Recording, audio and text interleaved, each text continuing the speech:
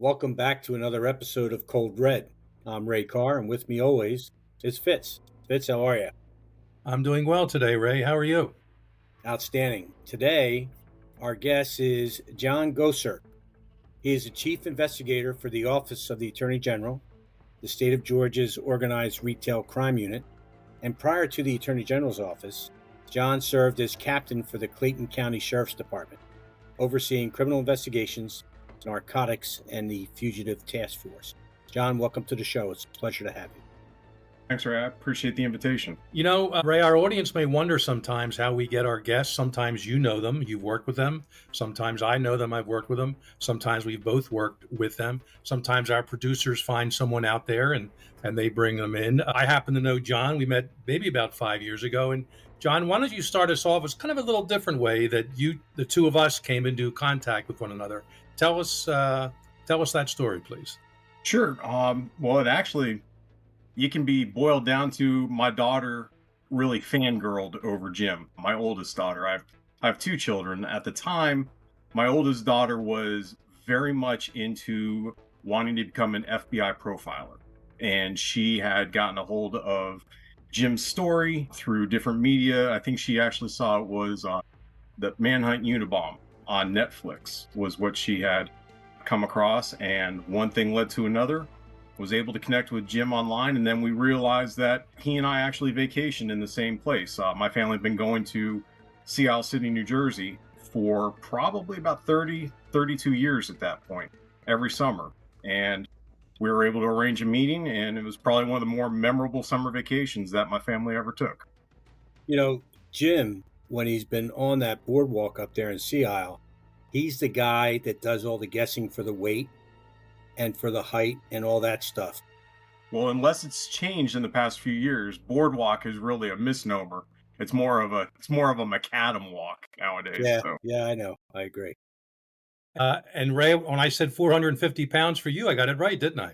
You did. You did. Okay. I've been Okay. I've been you that long, There Jim. you go. There you go.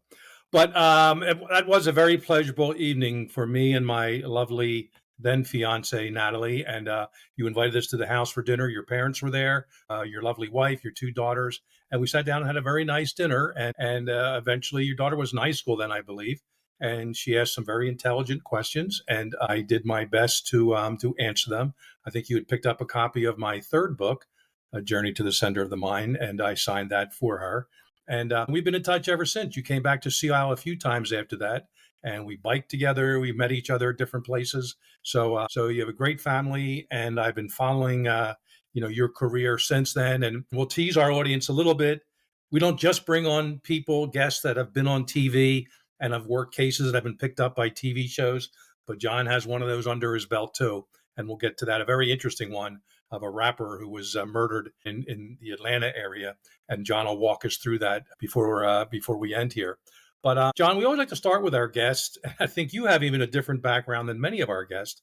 We like to start with how did you get into law enforcement? And we very well know you didn't start there, minimal influences in your life. Walk us through your story and how you got to where you are today. uh, turns out, I mean, we had more in common, Jim, you and I, than vacation in South City. We're both Penn State alumni. So I graduated from Penn State in 1995. I entered the banking world soon thereafter. I was in financial sales for quite a while, and then was rather successful there in the Pennsylvania. I was living in central Pennsylvania. My boss at the time was promoted. He was overseeing just a few branches in the central Pennsylvania area. He got promoted to come down to Atlanta, and he came up to me right before he left, and he asked if I would be interested in coming down and being one of his regional trainers for the greater Georgia area. So my wife and I had been married for probably about 2 or 3 years at that point. Our oldest daughter was just about one. I'm sorry. We were married for about 5 years. Our oldest daughter was about three. So we up and packed and moved to Atlanta, not knowing more than three people in the state, and I worked for one of them. So I worked in banking right up until the summer of 2008. If anyone was doing anything financially at that time, you remember pretty much the entire financial world collapsed. And it collapsed to the point that I was out of a sales job. So at that point, though, they were able to move me with a severance package that I was able to get into a career field that I'd always wanted to get into. So that's when I entered law enforcement as a 36-year-old rookie. I went through the police academy and started with the Clayton County Police Department in 2009, worked my way up to detective in a little less than a year. And then I was a detective in the major felony unit, specializing in homicides and special victims, and then moved over to the district attorney's office, which is where we're probably going to pick up tonight when I picked up this case with Raheem Grant. So that's how my law enforcement career. You were working in a bank and working in the finance elements there, sales, et cetera, 1 month. And a few months later, you're in a police academy. That must have been a really strange transition at 36 years of age. At 36, that was the hard part. It was harder, I would say, on the family, especially now that we were 700 miles away from our support network. My in-laws moved with us, so they live here south of Atlanta with us. But it was a different way of living. My salary was cut almost more than 50%, so it was a different way of life. And by this point, we had two daughters, so we had a young family. Realized that more than 50% of our disposable income had gone away, and I was moving into shift work that was not the traditional banker's hours, and it was just, you know, slightly more dangerous, at least. But I always told my wife, I always ran the chance of the bank being robbed. At least in this respect, I have a chance to shoot back. So, Ray, I wonder if you ever ran into Carl. No, I don't think he did. I don't think Carl got that far south. But the funny thing is, though, John, is that both Jim and I, in our early bureau careers, were on bank robbery squads. And here you were working in a bank. and I think Jim and I talked about that. I mean, I was fortunate enough, I only was ever involved with one bank robbery, and it was over before I even knew it. I was the bank manager, and I was in my office with a client, and we had a note passer. Walked up to the teller line, passed the note, he walked away, and that was it. I never even knew we had been robbed. A lot of them go like that. But then there's those that come in with a gun, and then there's those that come in and do a takeover. And those are usually first thing in the morning, and those are a lot more dangerous for the employees and the customers in the bank. Well, and I don't know how familiar you are with it, but bank employees they're trained. They call them morning glories, really what I think you're talking about. You'll have a robber lying in wait, and he or she will be sitting in the bushes or somewhere off to the side, waiting for a very non-observant employee just to show up, walk up to the door, fiddle with their keys or hold in their coffee. And as they're opening the door, they will push them in, because normally bank employees show up 30 minutes, an hour before the branch opens. So they have all of that time before anyone else shows up to do what they want to. But they're bank employees, they're trained. If they do their job properly, the way they're trained, that should be minimized. Yeah, I agree. I agree with that. It's funny, but what we used to do in Philly and back in the early 90s, I don't know if you weren't even in banking, you weren't even graduated from college yet. In the early 90s, Philadelphia was a bedrock of robberies. I mean, there was just in the city, there were 400 bank robberies and there were 26 armor car robberies. So we were getting smoked. And what we did is we sent agents to provide training to the bank employees, how to work on their situational awareness and things of that nature. And one of the biggest takeaways from that, and you can either tell me if I'm right or wrong, one of the biggest takeaways was the fact that we actually told the bank, put someone at the front door as a greeter, just to greet those people coming in, because most of these individuals don't want to be recognized. And if the greeter is going to recognize them, that's always a deterrent. Well, and then, I could tell you absolutely that is something that we were trained on. And I actually took that a little bit of a step more forward. You put that in the customer service realm. It's not so much that you're dissuading a potential robber, but if you put a bank employee up there, especially in this competitive era for banks, you put someone at that door, it makes a customer feel a whole lot more welcome, or even a potential customer. I actually do security training for churches now. And that's the one thing that we absolutely stress is having multiple people on the doors. Not only, and it shows to welcome guests as they come into a church, but it's also a deterrent, because the last thing that someone wants when they're walking into take over a church or rob a church or something along those lines is actually to draw attention to themselves. Now, if someone's going in for the purpose of something a little bit more nefarious, they really don't care. And that's where the uniform portion that we offer training on comes into play. John, at any time in your uniform or detective portion of your career, did you ever respond to a bank robbery, but working it from the other side? I don't think I ever responded to a hot robbery. As we were talking about, I was thinking about that. I don't ever remember responding to a robbery in progress. I do remember we had a bank robbery when I was a detective. It wasn't my case, but I worked with exceptionally intelligent individuals. We had a great detective unit in the early 2010s in Clayton County. And I do remember one of my partners got assigned a bank robbery, and we had a suspect identified within minutes. It was phenomenal, the job that he did. Turned out that this guy was actually a cook at one of the Red Lobsters in the county. So we were able to secure an arrest warrant, and we were quite a takedown team rushing through that front door into the kitchen to take this guy out in handcuffs. It was pretty memorable.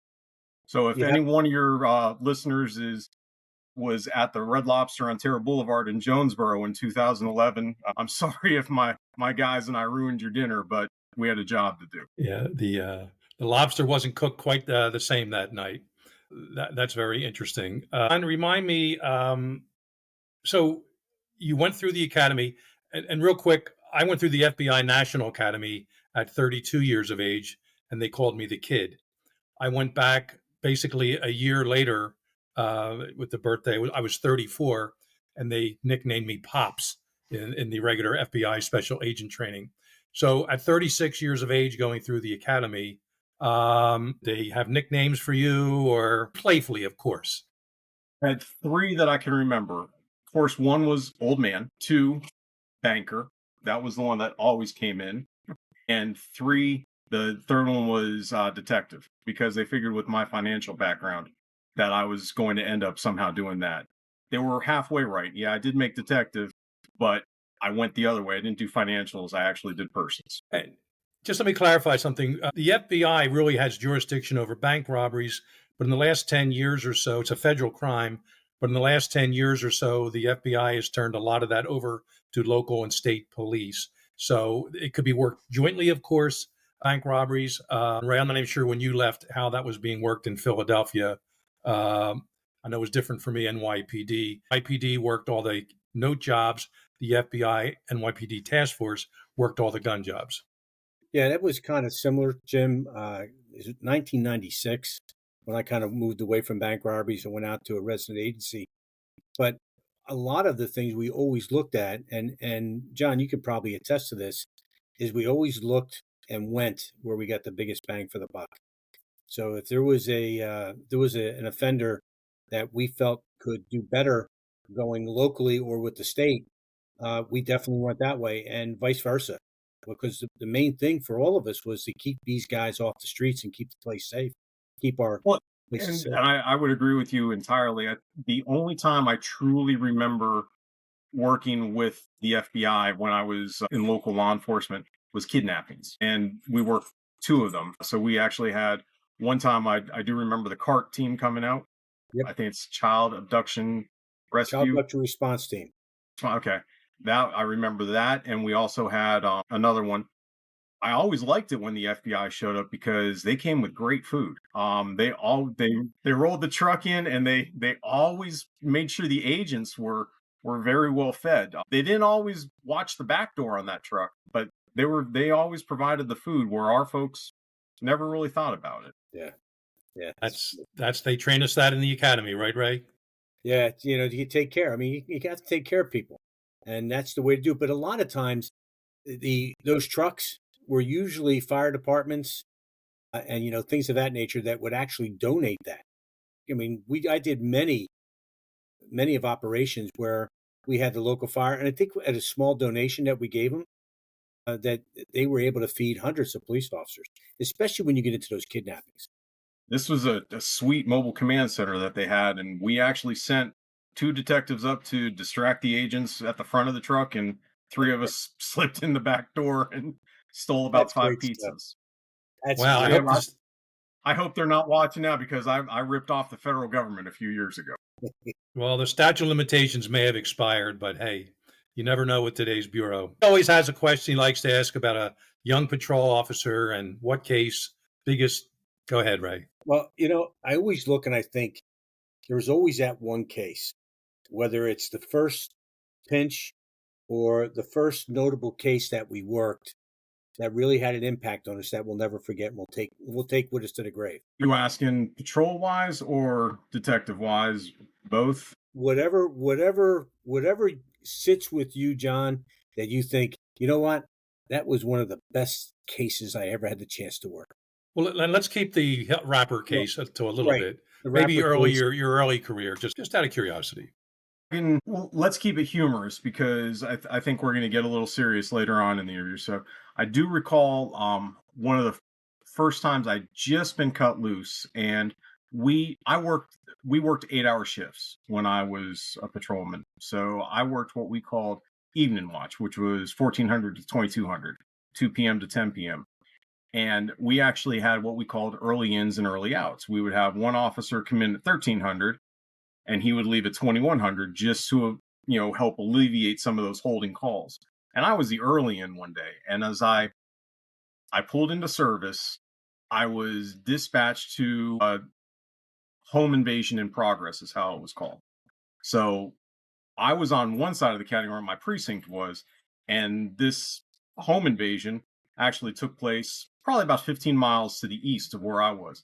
And as I was responding, lights and sirens and driving using due regard and driving within every legal means that I was supposed to, I was informed that the homeowner had arrived, found 4 individuals breaking into his house, and he had detained them at gunpoint. So that was where the home invasion, it really wasn't a home invasion. There was a gun involved, but it was a homeowner and he had 4 at gunpoint. But it's still a burglary. So I'm still responding lights and sirens. Well, as I got onto the interstate to get to this guy's house, I had 3 of our special operations cars fall in behind me. I was thinking, and I remember the thought running through my mind was, oh my God, I'm getting pulled over as I'm trying to go help this guy. That guy, I'd forgotten I was the police and they were with me. I thought they were pulling me over. So that was the first response. As I started to drift off was when they shot past me, because as special operations, they had a little bit more flexibility. I think it's pretty similar to what you have in Philadelphia with highway patrol. That special operations had countywide jurisdiction, whereas we were assigned to beats. So once my mind came to caught back up to the situation, we were able to get there, realized what exactly had happened, is how it was dispatched. The homeowner came home, found 4 guys stealing some of his scrap metal. He held him at gunpoint. And I remember the special operations sergeant coming up to me and saying, hey, my guys runs purely on stats. Do you mind if we take these arrests? And I didn't care at all. It was, one less report I had to write and one less day I was going to spend in court. Well, then I had the bright idea, just being a rookie and having gone through the academy recently, has anyone checked the homeowner's weapon to make sure that it's not stolen? And they started laughing at me because, of course, that's a rookie thing. It's the first guy at the academy. Well, lo and behold, his gun was stolen. So not only did we take 4 burglars to jail, we took the homeowner for receiving stolen property. He got to share the car ride with the guys that were stealing all of his stuff. So that's one that sticks with me. Yeah. Was it the best use of our resources? Probably not, because it's hard to prove. When someone buys a gun on the street, it's hard to prove that they should have known that it was stolen, but it makes a good story. Yeah, it's a great story. I love that. Yeah, it's a clear indication. It's not always black and white or exactly what the radio call is. You get on the scene, it can be a lot more complicated once sometimes a rookie patrol officer has to figure this out. I mean, and the stolen gun part, relatively easy, run a serial number and you figure that out. But I was waiting for you to say the 4 people lived in the house and it was actually the one guy who came in. But there's all kinds of different variations of that. But that's a good story. Thanks for sharing it, including how you were so used. What's the old Crosby, Stills, Nash and Young song? I looked in the mirror and saw the police car and I was paranoid. Here you're in uniform. You're on the job. You look in the mirror. Oh, I'm getting pulled over. No, wait a minute. They're with me. That was the first. It took about 5 seconds for me to realize as I was pulling off to the side of the road to take my ticket. I realized they were actually with me. So, of course, I was driving one of the old beat up Crown Vics and they were driving brand new Chargers. So they should have been going first anyway. I agree. Let me ask you this, a little more serious note here. While you're with the Attorney General's office and you're up in court, there was something that happened that was a pretty hairy situation that you, not even knowing what's going on, happened to get right into the middle of it. You know what I'm talking about, John? If you've been Googling my name, you probably came across a fight that we got into inside the courtroom. And Yes. this was it was when I was a district attorney's investigator. One of my cases had to do with an aggravated stalking. Now in Georgia, you can be accused of aggravated stalking for a number of ways. The easiest way, of course, is repetitively coming after an individual, but you can also be charged with aggravated stalking by violating a court order or a bond condition, and that's what we had in this case. The individual was um, prohibited by bond conditions from coming in contact with the victim in the case. Well, we knew we were having a problem with him because he had been released on bond, but he had been not so much contacting the victim. She had alleged he had come in contact with her and he was following her, but we were having different hearings and he had leered a little bit too much, looked in her direction, followed her out of the courtroom, and I was the investigator on the case. So part of our duties, we collect evidence, we serve subpoenas, but we also ensure the safety of our attorneys and our witnesses. So as I was walking her out of the courtroom, he was trying to get her attention. And this was on a Wednesday or a Thursday. And, I used more words. I'll be a little bit more succinct right now. I told him it was not in his best interest to try to come in contact with this woman, especially while I was there, or he and I could talk about it somewhere else. Well, we got to the bond revocation actual hearing on a Friday, and we presented evidence of how he had come in contact with her and violated the conditions of his bond, and the judge revoked his bond. His trial was to begin on Monday. So we knew we were going to have a problem with this guy. And you guys are retired law enforcement. You know when you're getting that feeling something's about to jump off.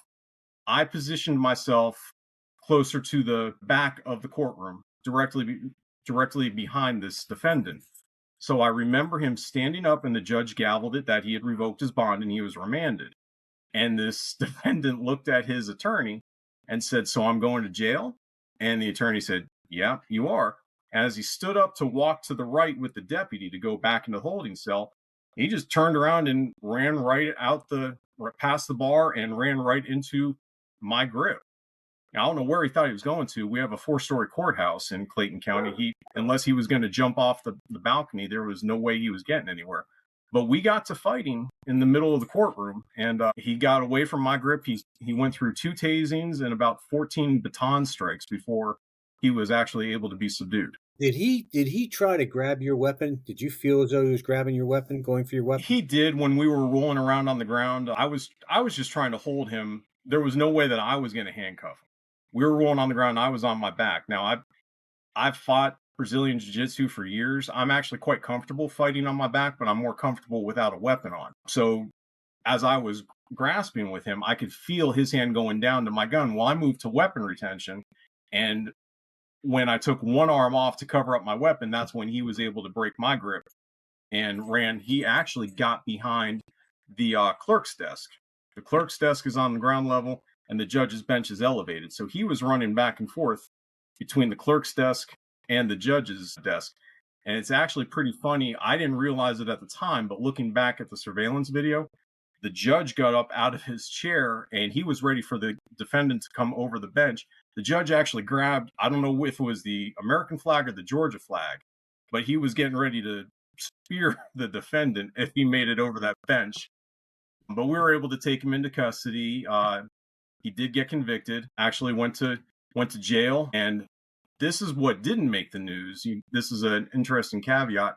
While he was in jail awaiting the sentencing, we were listening to his jail calls, and he actually made a threat to, if he ever got out of jail, he was going to come kidnap my daughter. Jesus. So Really? we were able to use that in mitigation. He got sentenced to, I think it was 2 years to serve. He was going to get 2 years suspended upon time served, but he got the 2 to serve. And then you're never going to convince me that karma is not out there looking over God or looking over police officers and fools. Within about 3 months of him being released from prison, he was struck and killed by a drunk driver.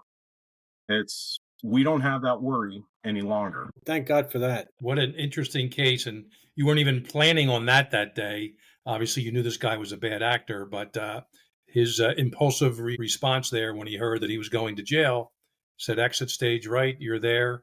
And yeah, there's been a lot of tussles in courtrooms over the years. And Yeah, absolutely. I've missed a few of them of my own, but good for you being there, John. Well, John, I'll tell you, I can fully understand what you may have felt when he made that threat that when he gets out, he was coming after your family.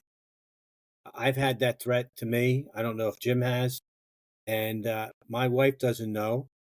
I would never tell my wife because, because I thought I had it controlled. Imagine telling my wife, and it just would, escalate things. But I had that one time where I was threatened.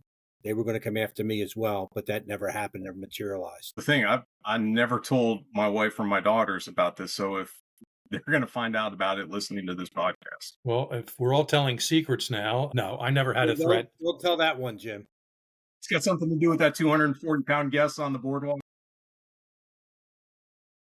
Yeah, but he fits right in, Jim. He fits right in. I know that. I know that when I first met John. No, fortunately, I worked cases in which judges and others have been threatened, including their kids.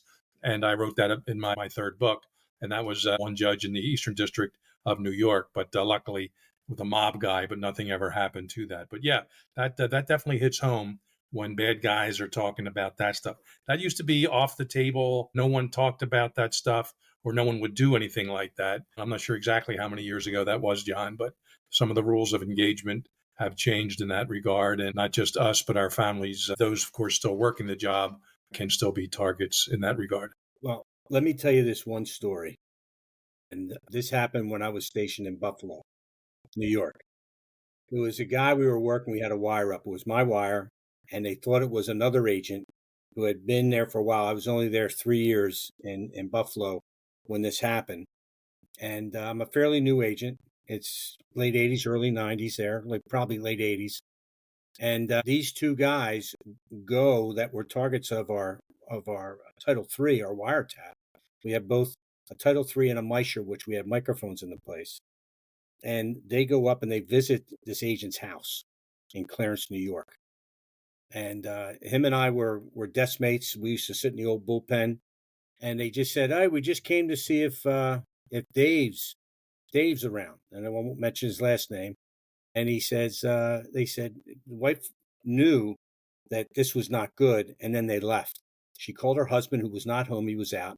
It was about 7:30 at night. We were both out doing some things. The next day, the Bureau, that's why I love the Bureau. The next day, the SAC and the ASAC in Buffalo took me and two of the biggest agents. One used to play in the Canadian Football League, and another guy played, I think, at Notre Dame. Big guys, like 6'3", 6'4", like 240, 250. And we picked up one of the bad guys. And we took him up to Lake Ontario, which was we just took him for a ride. And he had no idea because we blindfolded him when we took him up. And he said, "What are you guys doing with me? What are you guys doing?" We just said, "Shut up, shut up." And these guys were great. I'm a fairly new agent. And they took him up, and I'll deny this. Well, I can't deny it because it's on tape. But they did something to him. I won't tell you exactly what they did, but they did something to him. They said that if you ever visit, or anybody visits another agent's house, there'll be a search warrant and you won't survive. And there were some other things that went on there, but I won't get into those things. And then we left him up by Lake Ontario, which was about a 45-minute ride back to Buffalo. And I thought, my God, that is the greatest thing I've ever seen. And it was amazing how I said, that's how the Bureau and law enforcement takes care of one another. And people probably say, "Oh, you shouldn't do that." But he never, and the guy I think he wound up pissing his pants. That's how scared he was. So I'll give you And that. that's the benefit of being retired. You can tell these stories. You see, Right, right. I'm just going to sit here and smile. I can imagine how interesting that ride was.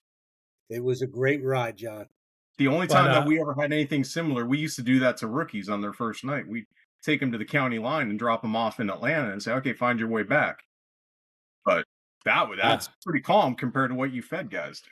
and if they peed their pants, they didn't get the job. Didn't last any They longer than that. quartermaster issued them 2 sets of pants for a reason. I know. I know. And just to be clear, this isn't the neighborhood guy who looked at you the wrong way. These were bad guys. These were Yes. organized crime guys Yes. or affiliates. And Mhm.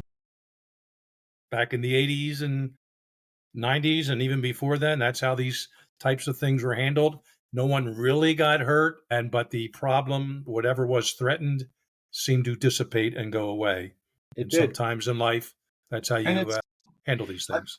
I think it was like Ray said. It's there was an understanding at that time. That's the way That's everyone right. had a role to play. The cop had a role to play. The bad guy had a role to play.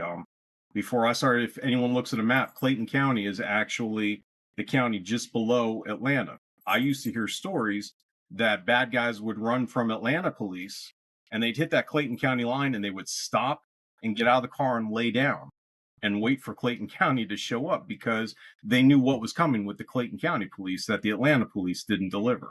Like I said, that was before my time and I never had anything to do with it, but it was an understanding. That's just like I said, the bad guy had a role to play and the police officer had a role. I've heard stories in the 70s of some biker gangs roughed up a Philly, highway patrol guy. Maybe he was by himself, whatever. They're on their bikes, 6 or 10 of them. They rough him up somehow, take off. And then a bunch of Philly highway guys got together on their motorcycles, went to their clubhouse, and let's just say they took care of business. Mhm. And whether they were arrested or That's not, good. who knows? But again, these are truly bad guys that would hurt you, perhaps a family member, and sometimes justice was meted out that way. Is it eye for an eye? What's it?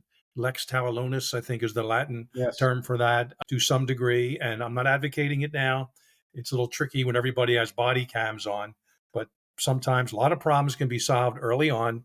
And people taught that maybe I don't do this anymore and these type of things won't happen. And they lead kind of a straight life, or at least a mostly straight life. Well, So and if you do the job the right way, you really shouldn't have to have concerns or That's resort to right. tactics like that. Right. Well, here's another question for you. Presently, you're serving as the chief investigator for the organized retail crime unit in the office of the Attorney General down in Georgia there. Yes, sir. For those unaware, what is an organized retail crime unit and why does it even exist? It's easier for me to tell you what it is not. We're not the shoplifting police. And I usually have to explain that to people all the time. It is a brand new unit. AG Carr he created the unit. It went into effect on July 1st. I was the second member of the unit. I was the first investigator. First person hired was actually the first attorney, the chief attorney. By our counts, we believe we are the fifth, maybe sixth organized retail crime unit in the country, at the attorney general level. California's been leading the forefront. Florida's got a really good unit. Tennessee and I think Virginia are ahead of us. But what we exist for is we actually investigate the smash and grabs when individuals are running into stores and taking off with armloads of merchandise. $500, $1,000, $1,500, $2,000 worth of merchandise. And they're either selling that on social media, turning around. You can actually get your own personal Amazon store. You could sell these items online. You could actually trade them for drugs. And then it will morph into a whole nother realm. These rings will actually need labor if they get large enough. So they'll get into human smuggling. Atlanta is a huge hub for human smuggling destinations coming across the border. So we will have individuals who are working off their transit fare by picking up for these shoplifting rings. So we have a human smuggling unit that we work hand in hand with. Gangs need to fund their gang ability, and they'll do it by shoplifting and reselling the items. So we have a jam up gang unit in the Attorney General's office that we work hand in hand with. So that's why it exists. We're there to disrupt these organized rings of retail theft. By our estimate, it costs close to Georgians alone cost them $1.7 billion annually, is what organized retail crime does, between not only the loss of the products to the stores, but the loss of tax revenue to the state. Individuals that work in these stores are being assaulted. They don't come back to work. So the stores can't stay open. The stores have to shut down. And it's just, then when you have these empty storefronts, that just becomes, it's like the broken windows theory. It just becomes a magnet for crime to move into. So it's very, very cyclical. So Attorney General Chris Carr came up with this idea, and we're the tip of the spear. That's what our job is, to disrupt these Well, a guy like Chris Carr with a name like Carr, he has to know what the heck he's doing. You know what I mean? Well, he's a good Bulldog fan, so he and I get along pretty well with that in that respect. So we see these videos of these smash and grabs, and it looks like a bunch of young kids sometimes, and just a bunch of young kids having fun, air quotes here if you're not watching, and making off with a couple $100 of this, that, and the other. But that is not the case, as we've learned. These are highly organized events by basically organized crime people. May not the old-fashioned La Cosa Nostra, guys you see out of the New York families, but this is another form of organized crime that has several different levels to it. And you, of course, are trying to get to the top level and to find the ones who are organizing this. So easier said than done, I know, but I'm sure there's some big money and some bad dudes at the very top of these smash and grab pyramids. And that's exactly what we're trying to do is the ones that come into the stores, we call them the boosters. They're the ones that are running in to get all the merchandise. And then we actually, through different investigative means, try to walk the cat backwards. Where are they reselling the stores? Because when you see someone running off with 15 pairs of blue jeans, they're not wearing 15 pairs of blue jeans. Or if someone runs into the local CVS and they make off with the entire shelf of, I don't know, Flintstones vitamins, they're not consuming those. Where you're actually going to see those Flintstone vitamins is online. So if it costs you $15 to buy that bottle of vitamins in the store, if an individual steals 20 of those bottles, they can sell them they can pay someone $5 a bottle to steal it, sell it for 10, and they're making a profit. So that's exactly where it all boils down to. It's all economics. So what you're seeing is, it might just be kids shoplifting, but you get enough of these kids shoplifting in a big enough area, it is a huge criminal enterprise. With saying that, I'm curious, John, have you ever used federal statutes to help you prosecute these cases? Has a very strong RICO statute on the state level. So that is our biggest tool.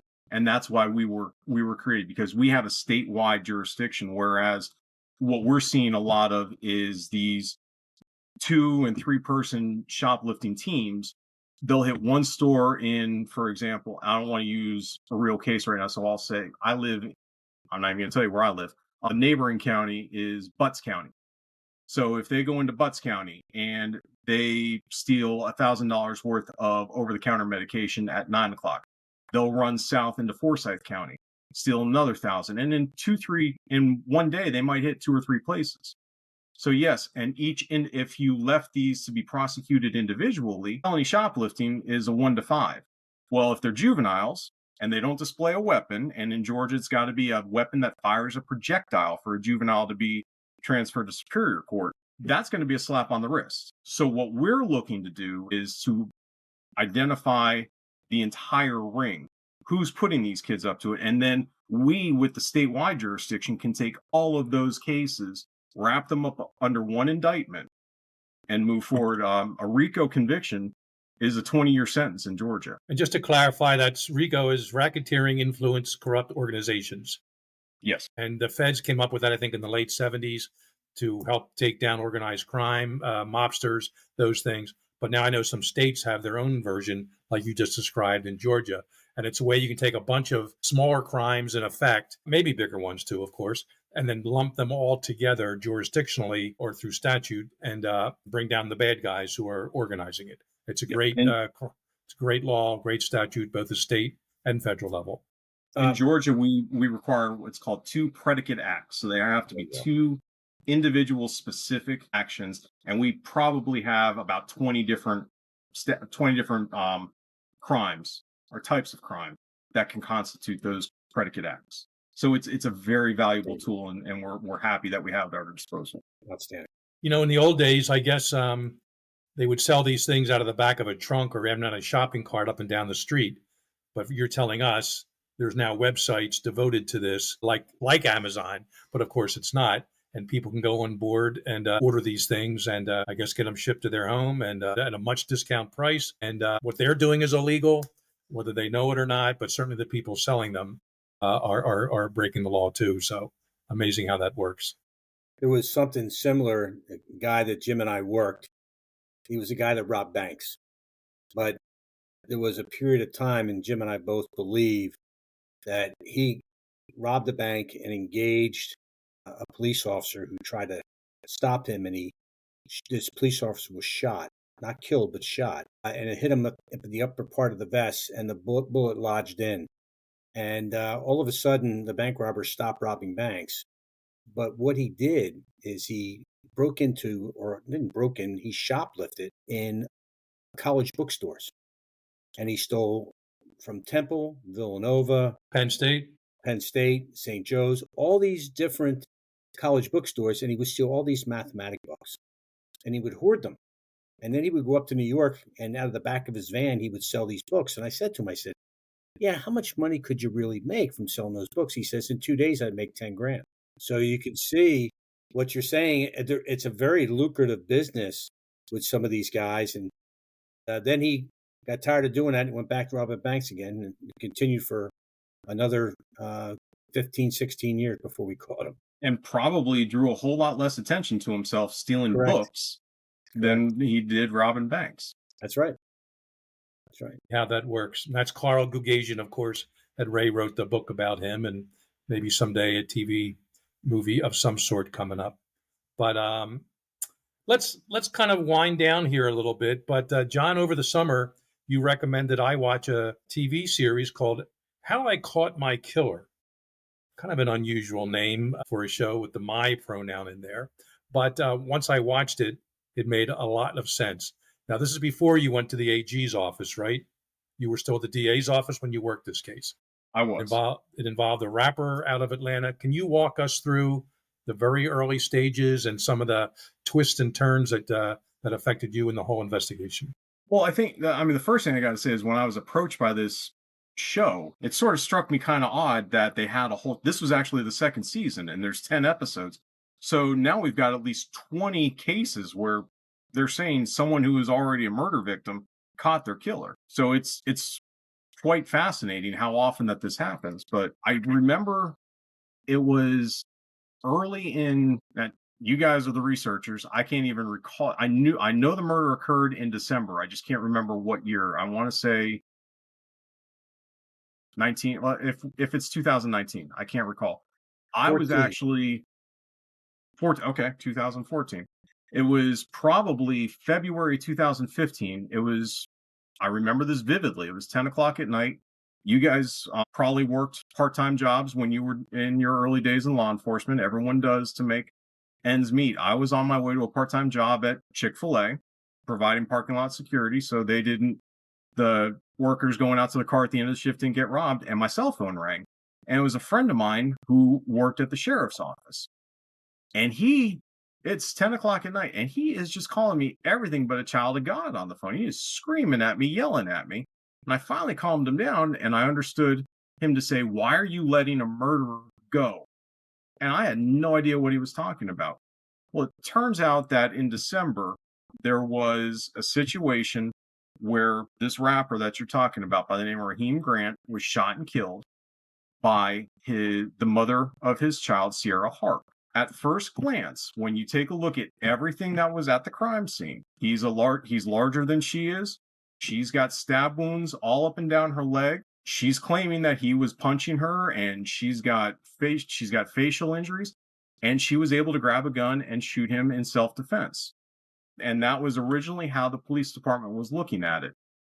In February, this friend of mine from the sheriff's office, after I calmed him down, told me that he had been speaking with the victims with Raheem's mother. They had been friends.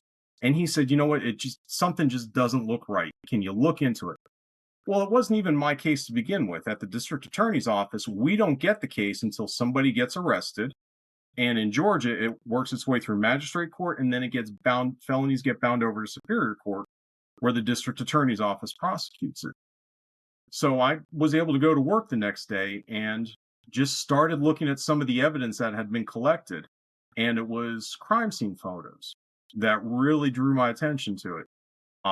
And I spoke to the detective on the case and said, yeah, it really looks like this was self-defense. You got to understand the girl was stabbed about 6 or 7 times in the leg. She lost a lot of blood. They weren't sure if she was going to make it through the surgery at the end. He goes, so we're probably going to chalk this one up to self-defense.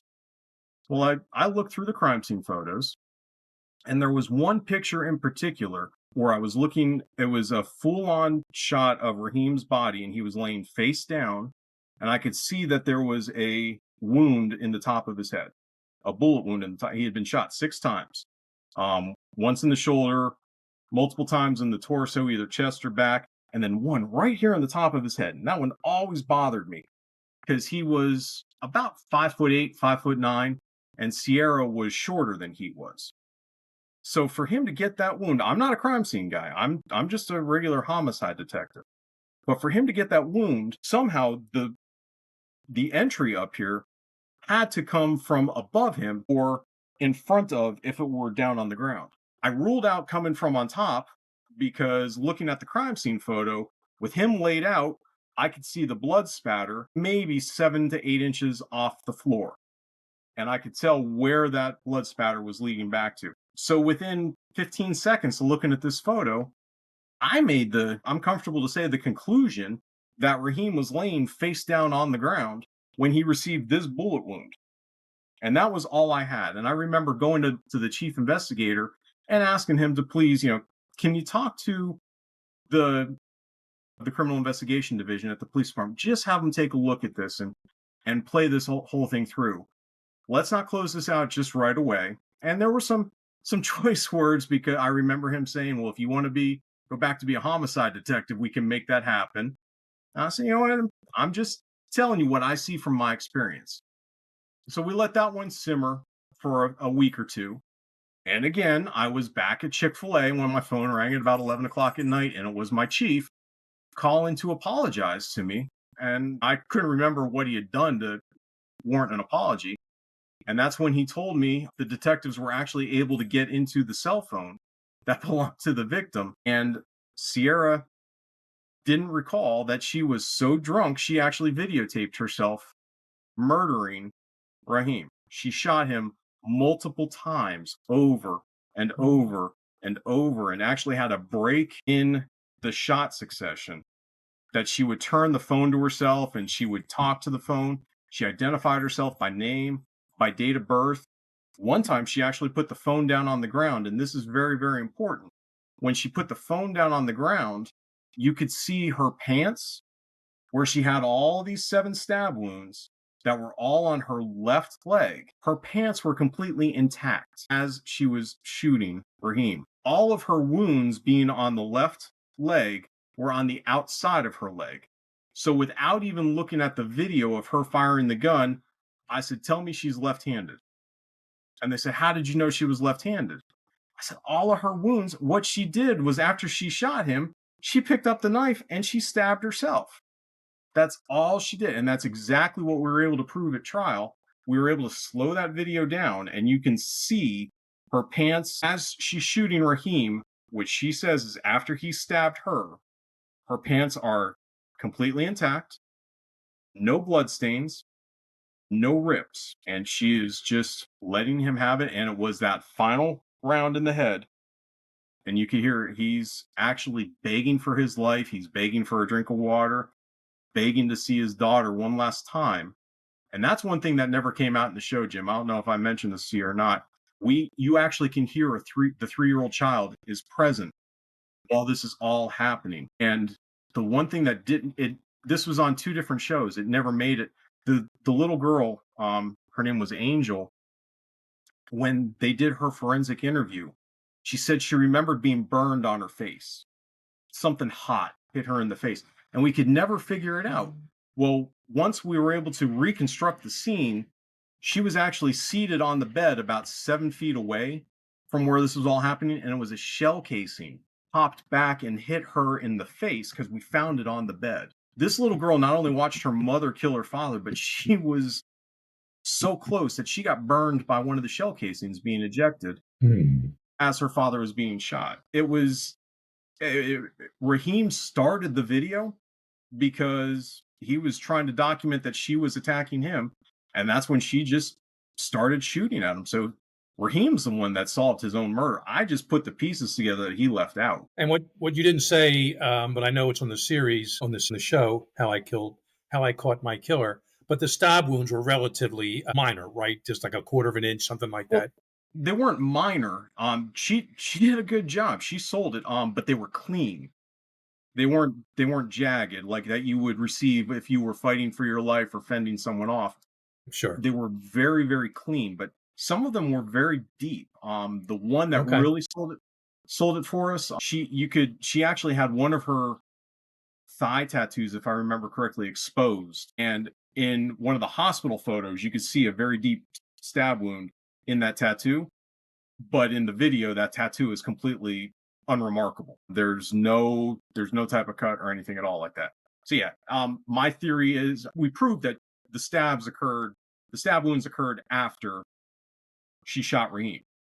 My theory is she realized what she had done, stabbed herself with the knife, because we found one knife that had Raheem's blood on it, not with her blood. We believe the knife that she used, it was an apartment complex. She threw it out the door and out the window. We never found that in the woods because we didn't realize she stabbed herself until months after the actual crime.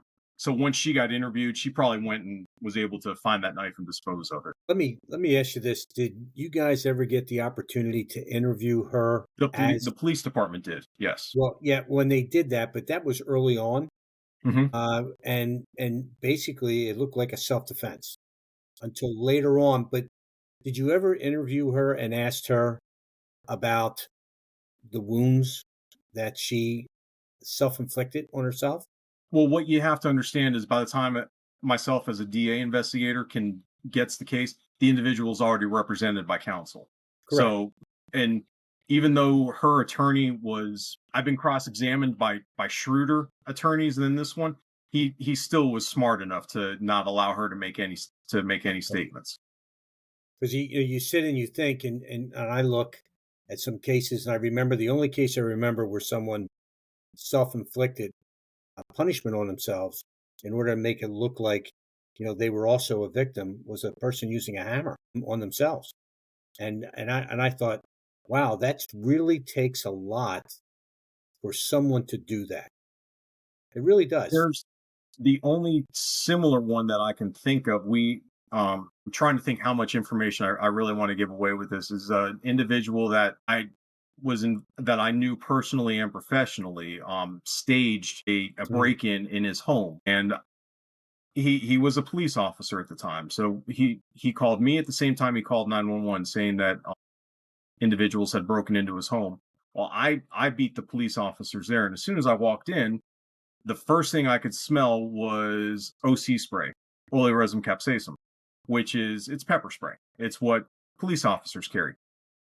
Bad guys don't carry OC spray. So it's that one jumped out at me right away. So unless they got a hold of his OC spray, they didn't bring their own. So that one bothered me as soon as I got in. He said he had been fighting with 3 guys all up and down the hallway of his house. There's pictures on the wall. Nothing was disturbed. There was no fight that occurred here. Well, and then he said they started to stab him. And here we go. He had one stab wound. It was a clean cut right across his left forearm. And this guy's right-handed. I said, look, I'm not going to ask you any questions, but I think you need to come clean with yourself and with me quickly. And if you're not going to do it with me, you need to talk to an attorney. There's something here is not adding up. So that was the only person, and he denied it originally. but he finally came clean afterwards. It didn't take long to put it together. He's the only individual that I've ever spoken to about self-inflicting wounds, and that was it. It got washed up to it was a cry for help. It was a he was trying to commit suicide at the point, but wasn't able to finish the act. Remember, as a young police officer, one of the detectives' live-in girlfriends called up and said, I attempted rape, and there was red stuff like paint on the wall, dye pig, something like that, almost like borrowed from the Manson family, 10 years before. And all of us, and the woman was saying they knew my boyfriend was a cop and they're going to get other wives and girlfriends. So every officer is calling their home. Are you okay? There's a rape. Anyway, within about 12 hours, and she had some stab wounds on her. She never was actually raped, but yeah, it was also a cry for help, and it was a a fake call, and I'm not sure if she was arrested or not, but that does happen, and it doesn't always go to a homicide case like we had with the one you mentioned. So yeah, I tell anyone out there that if you want to get the whole story of this and it really at the very early on, if you're watching it, you're thinking, oh, well, of course it was self-defense, everything she's telling. But then his parents got involved. His mother and father, certainly in the video, in the presentation, were very much supportive of him, saying something's not adding up here. And yeah, I know some that the father's dead, the mother's in prison, and poor little Angel, however old she is now, it must be a tough life for her, especially because she witnessed what she witnessed. Correct. She witnessed it, but one thing that it did not go into, it actually there is a happy ending to it. Angel is now living with both of her grandmothers. This murder actually brought the family together. So Angel is because Sierra's mother, Sierra is now in prison for murder. Sierra's mother actually was one of Raheem's biggest advocates. She joined together with Raheem's own mother and was a great asset to the prosecution. She knew just how sick and twisted her daughter was. So these two women are actually raising this little girl, and from what I'm told, they're doing a phenomenal job. John, what was the outcome of that trial? We had charged in Georgia is a little bit different than Pennsylvania. We don't have degrees of, well, at the time we didn't have degrees of murder. We now have a second degree murder, but that wouldn't have been applicable here. So Sierra was charged with malice murder, which is when you go out and intentionally cause the death of another one, and 7 counts of felony murder. Felony murder is when someone dies as a result of your felonious act, irregardless of your intent. So we were able to charge her with 7 counts of felony murder because she fired 7 different bullets from the gun, and there was a pause in between enough for her to take time. So she was convicted of all of those, all of the aggravated assaults. I think there was a cruelty to children for allowing Angel to witness this act. There may have been 1 or 2 others. When all was said and done, just because of the way sentences have to merge and so forth, things like that, she received 100 years to serve. And that was in 2015, 16, something like that. So yeah, that's even before she can sniff the door of the parole board. So yeah, she has to serve how much before she can get up? 100 years. All right. Well, she's got a better chance of seeing God, I think, than doing that, right? And I think that was the point. That was the intended purpose. If not God, perhaps Satan. Not Correct. To get too biblical here, but no, that's we don't hate to end with a crime and bloodshed, but it looks like the young daughter now is being raised very well, and hopefully she has a productive life. Ray, any final questions or comments here until we sign out? John, I don't know where the last hour went, but I've been very engaged. It's been great. Thank you so much for joining us. Yeah, I appreciate the invitation. This was terrific.